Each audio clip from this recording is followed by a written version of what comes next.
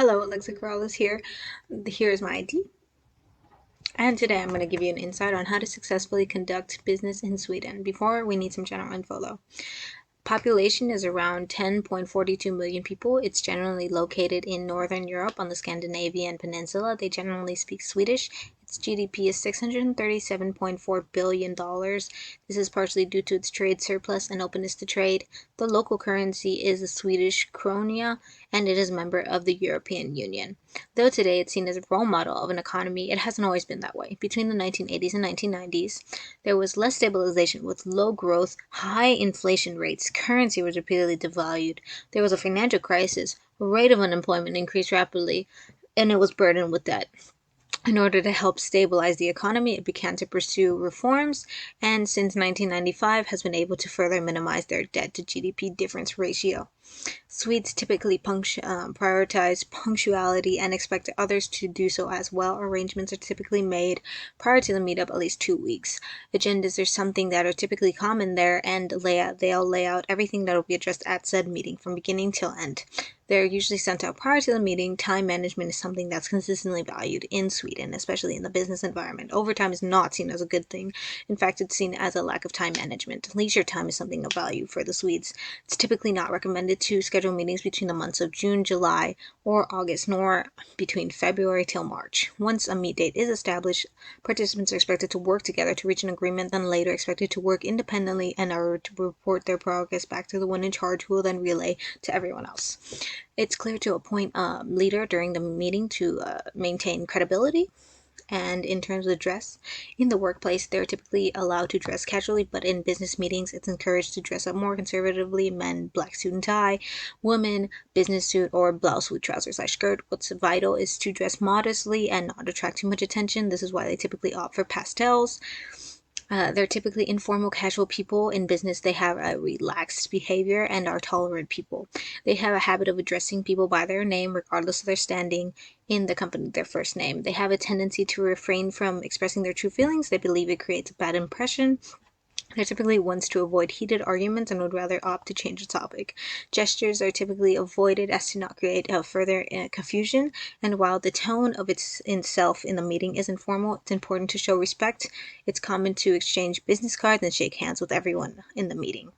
When it comes to gift giving, it's rarely given at the beginning of a business relationship. It's recommended to wait until the Swedish partner initiates this.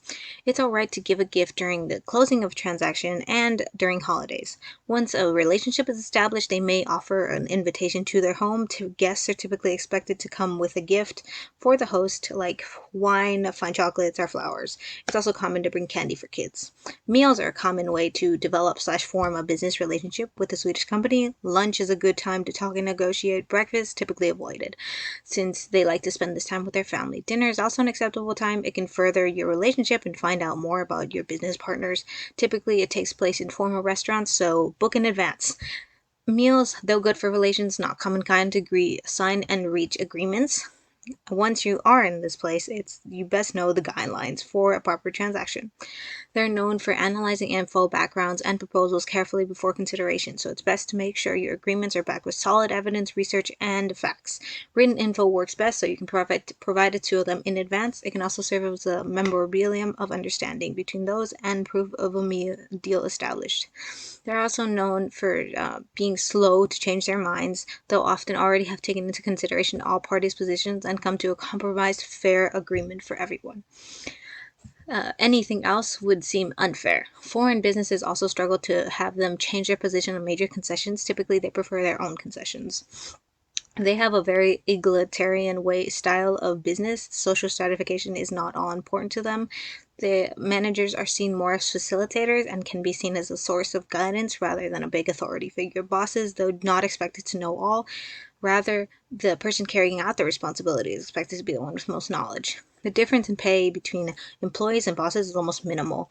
In meetings, those offering utilitarian decisions aren't likely to be heard out by Swedes and can be brushed over. In fact, Sweden is one of the best places for female entrepreneurs. All are seen as equals. Most know a fair amount of English since it is a common language to talk business, though most men and women are often treated as equals. During a meeting, it is important to first greet the wife and shake her hand first. Typically, a handshake between men and women is lighter than one between just men. They view their citizens as representatives of their country and are proud of their country, so they are often very well dressed and do not take kindly to foreigners questioning their ways. Its economy stabilization has allowed focus on further improving themselves as established, and it's one of the world's most equal wealth distributions. The economy has an extensive social welfare system. It has a low corruption rate. It discourages all forms of it all throughout the entire world, and is one of the best places for women to thrive. It encourages women participation by creating laws facilitating this, like gender discrimination, prohibition, and allowing men to also engage in maternity leave, etc. In summary, it can be seen as a developed country with high standards, improved conditions than most, and it's an ideal place to conduct foreign business. But as with all countries, it's important to be aware of its customs and values.